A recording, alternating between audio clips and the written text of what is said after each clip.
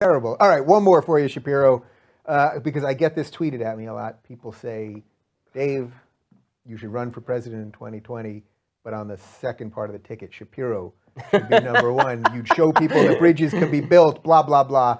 Would you ever go into politics? Not in California. And given the way that our current politics is going, it seems like only celebrities can be elected. So, well, you'll have that part down. I mean, you have your following. That's yeah, but it would have to be a lot larger following than that, right? I don't think necessarily. Actually.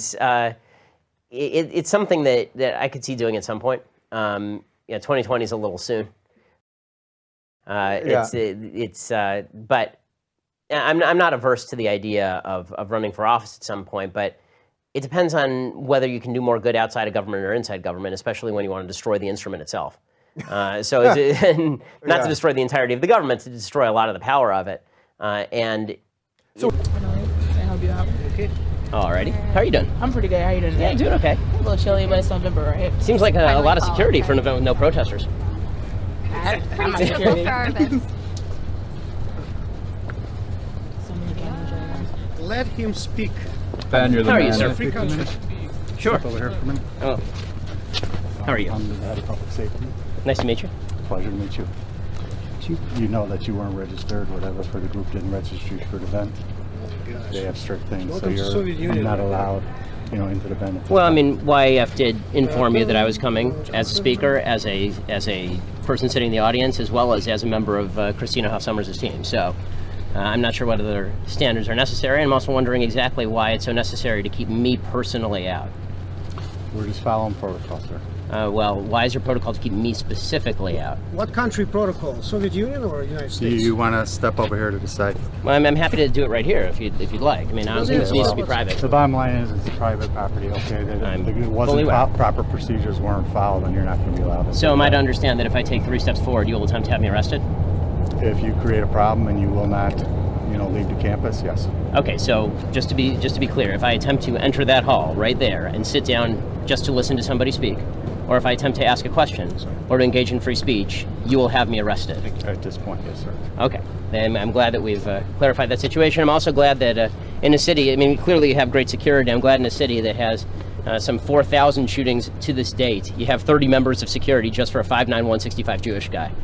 I think this may be a mild allocation of resources. Well, okay. Well, if that's the way we're going to do this, then we'll just do the events elsewhere, folks. So follow us. Get out!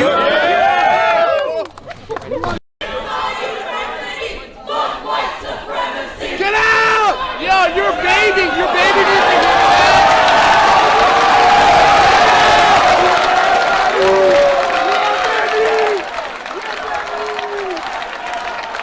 Howdy. Fact number 1, transgender is not a disease. This is not my opinion. This is facts from the World Health Organization and the American Psychologists Association. Just like gay people don't have a disease. Fact number 2, rich kids stay rich, poor kids stay poor. It's not true. Out of 1,800 billionaires in the world, 12 of them are black. Where you come from, where you grow up, how much your parents earn, whether your parents were married plays a major role in determining where you Is there a question mark at the end up. end? Fact number 3, I would just like to remind you that hate speech is not free speech. Yes, it is. And my question is, since facts don't care about your feelings, why did you use false facts? Okay, so none of the facts that I used are false. First of all, yes. No, okay, first of all, would you like the answer? Okay, so the 3 facts you mentioned, you talked about transgenderism. First of all, until 5 minutes ago, the DSM specifically defined transgenderism as a disorder. It defined it as gender identity disorder, now calls it gender dysmorphia, which doesn't even make sense. It says that depression is the actual problem, not the actual gender disorder, which again does not explain why the transgender suicide rate is upward of 40%, and the actual suicide rate for the rest of the American population is lower than 3%. Okay, so that's number 1. Number 2, you talked about income inequality, and you suggested that all wealth is inherited. This is nonsense. According to the IRS statistics, if you are born into the bottom 20% of wage earners in the United States, you will not be one of the bottom 20% of wage earners in the United States. 90% of people will not be within 15 years. There's tremendous wage mobility in the United States of America. Plus, there is not a group of people who just sit at the very top and stay there. People move up and down, in and out of the 1%. 1% just defines the line of income income. It doesn't define the people who are in that 1% of income. I've been in the 1%. I've been out of the 1%. It will happen to lots of people. People who are older tend to be more likely to be in the 1%. They weren't once in the 1%. What happened? Okay, so that's number two. Number three, you say hate speech is not free speech. It depends how you define hate speech. The only speech that is not free speech is speech that overtly defends or pushes violence. Specifically, speech that is generating violence, right? That's the only type of speech that's not hate speech. If I say things you don't like, that's not hate speech. And if you think that it is hate speech, you're a fascist. End of story. Yeah, all right, so let's just do the Milo thing quick. I don't want Yeah, to fine. dwell on it, but so many people ask. So for the record, with you sitting here right now, I will fully say what I've said many times on Twitter, which is that Milo had the original idea of doing it. He sent an email to our team, said, let's do this debate. Me and Ben, Dave will moderate. You immediately responded, yes, you gave dates. And then Milo basically dipped out. That says the truth as much as I know it. If you No, know more, that's exactly this is right. your moment to And so say no, it. that's exactly right. And so and then went around the country proclaiming that I had chickened out and trying to derive this rivalry with me that I could not care less about. Like Milo, I wish nothing but success to Milo based on the good things he does. I hope nothing but failure for him for bad things that he does, just like anybody else. That's quite a wish. And I'm not going to play Lucy in the football with him. I mean, he ducked out, he chickened out, and I mean, look, the fact is that even the fact I was willing to do it in the first place after he was tweeting pictures of me of a black baby on the day that my son was born because I'm a cuck, it was a bit generous, but. Now that I'm not gonna play that game. That's not my game. And the thing is, I genuinely like both of you, and I think we could have done something really good. Milo's coming back in February. I think my guess is that the ground is a little too scorched. Yeah, I'm not interested. But yeah, okay. Again, I'm not interested in doing the Charlie Brown Lucy routine so that he can go around the country proclaiming that he's brave after having chickened out. Yeah, So. and for the record, when he comes in February, I'll sure say the exact same thing to him, and he can say what Do a shtick. you know, Yeah, that's fine. That's fine. All right. It'll be very sophisticated and British, so it'll be fun. The alt-right thing. Now, I have done a couple videos on the alt-right. My general feeling, although I think something is changing now that Trump is in power, is that for the months leading up to the election, this was mostly a bunch of shit posters. It was mostly a bunch of anonymous 4chan and Reddit people.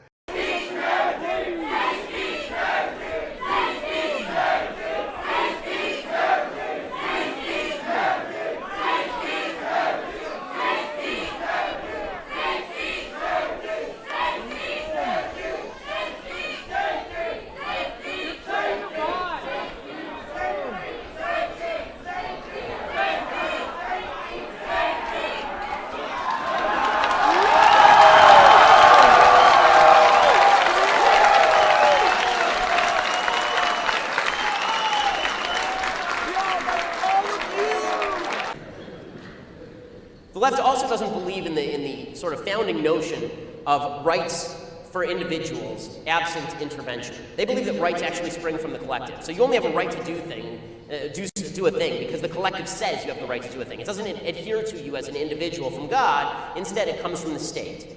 They think that rights did not exist before government. Human beings don't have individual rights. We have things that the collective gives us. If we harm the collective, the rights disappear.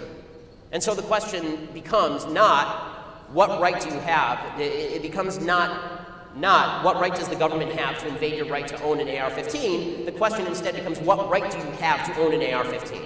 The burden of proof is on you, the individual, to prove that you have a right. It's not on the collective to demonstrate why they should be allowed to invade your right. Right? This is why the left likes the French Revolution, because the French Declaration of the Rights of Man says, quote, no body nor individual may exercise any authority which does not proceed directly from the nation. You cross the nation, you're in serious trouble. Justice Ruth Bader Ginsburg feels the same way. She says that if she had to create a constitution for a new country, she wouldn't use the Constitution of the United States. She says the South African Constitution is better, because it was a deliberate attempt to have a fundamental instrument of government that embraced basic human rights. What are those rights? Rights that come from the collective. The right to food, the right to housing, the right to health care and water and social assistance. But of course, those aren't rights. You have to make somebody do something in order to get those things. My wife is a doctor. You don't have a right to her health care. You don't. You have a right to access her health care if you can pay for it and she agrees to it, but you don't have a right to her health care. That's tyranny.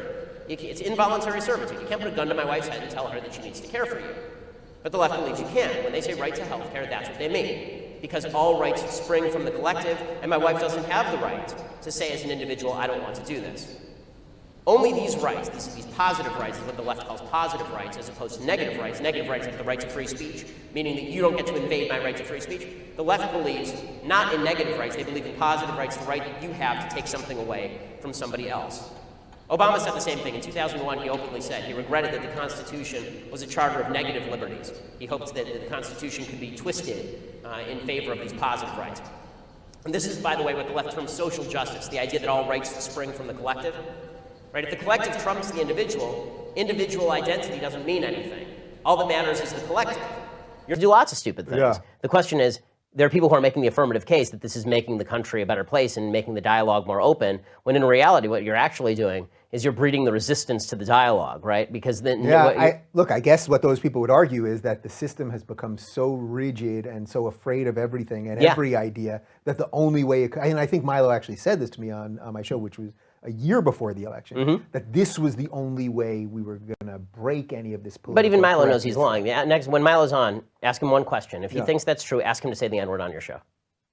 That's the most rigid taboo in American society. Ask him to say the N-word. If he really believes that all taboos ought to be broken because taboos are worthy of being broken and we have to break down the system, ask him if he has the balls to say the N-word on your show. I will do that. I guarantee he says no. All right, so I'm going to guess that we... I sat with Jenner in 1976 before he set the record. And then it spread to the state high school leagues, and obviously it's going to go to the Supreme Court here. You know, the bathroom bill, so I have a long history. I've taken the NBA on, NFL, all the major leagues teams. My question is, where is this all going to end up?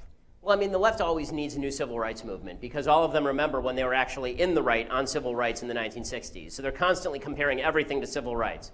Right? Gay rights are civil rights. Transgender rights are civil rights. It's always the next thing is just like when we were marching on behalf of black folks back in the 1960s. And so after they obliterate gender, obliterate sex as a meaningful distinction, which is obviously silliness. You got the NBA boycotting North Carolina, or the NCAA boycotting North Carolina, but they still have separate men's and women's divisions, which is weird.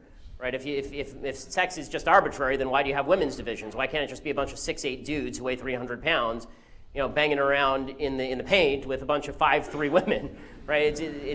But the only way to, I think that the next step for the left, I've always said this, is taking their agenda and destroying the religious right. And so this has always been the purpose of, for example, same-sex marriage. I personally am libertarian on same-sex marriage. I think the government should not be a part of marriage, period. I think the government has nothing to do with it.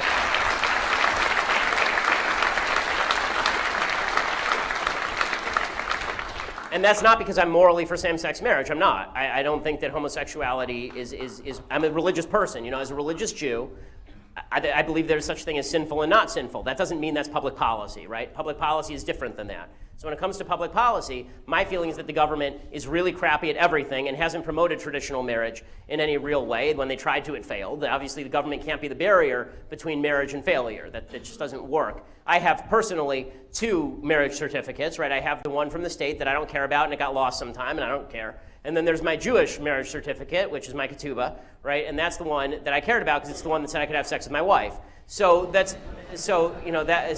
and for religious people, by the way, that's how this works. If you go to the state and get your marriage license, that doesn't mean a lot unless you have a pastor, give the go-ahead. So the reality is that the state really has nothing to do with the marital institution. The only reason the state ever got involved was supposedly to promote procreation. The state has failed dramatically. So I want the state out of that entirely. But what the left is going to do is they're going to use the government-imposed same-sex marriage rulings in order to break every church in America. They're going to take schools, religious schools, and they're going to shut them down if they don't respect same-sex marriage. They're going to say if you don't educate your kids about the wonders of same-sex marriage, then you are discriminating against gay people and maybe against your own kid because you never know, they could be gay.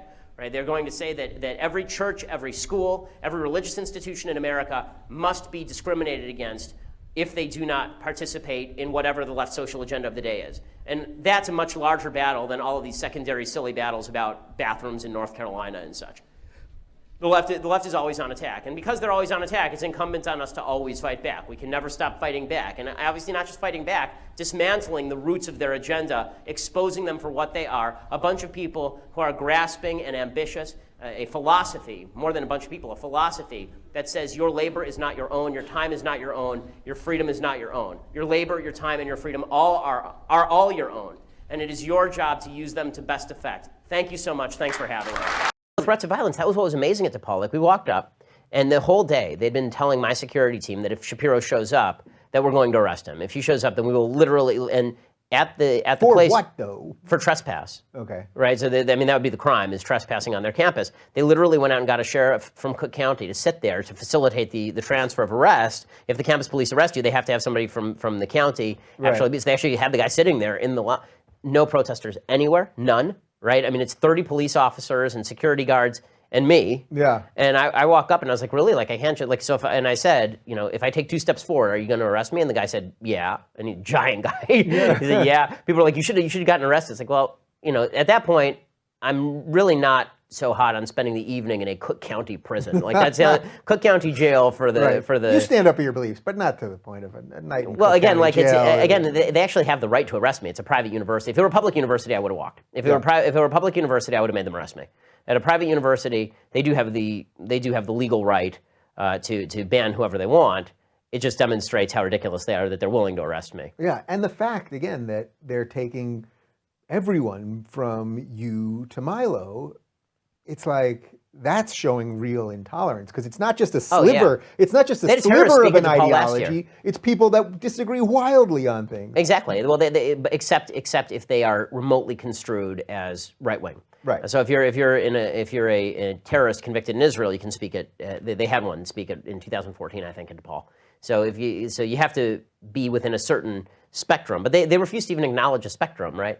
Although DePaul actually did, right? DePaul came out later and they tried to distinguish kind of what I say from what Milo says, which is kind of interesting. But that didn't change their behavior enough to actually let me speak. Yeah. Really? Sorry. Sorry, I just have one question. Do you know me? Do I know you? Like, how do you know anything about me? Why am I a white supremacist? Because you guys are here shouting down people who are speaking. Really?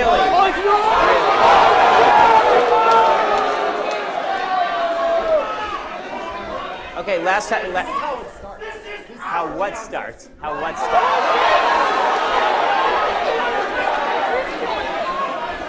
are you talking about? What is it? And why, if you have a question, why don't you just ask it? I'm happy to talk with you, but this is nonsensical. This doesn't help. What was that? Well, then tell your people to sit down. We're having a question-answer period. Well, then, who are they? If you want to have a conversation, let's have a conversation. But this is not productive.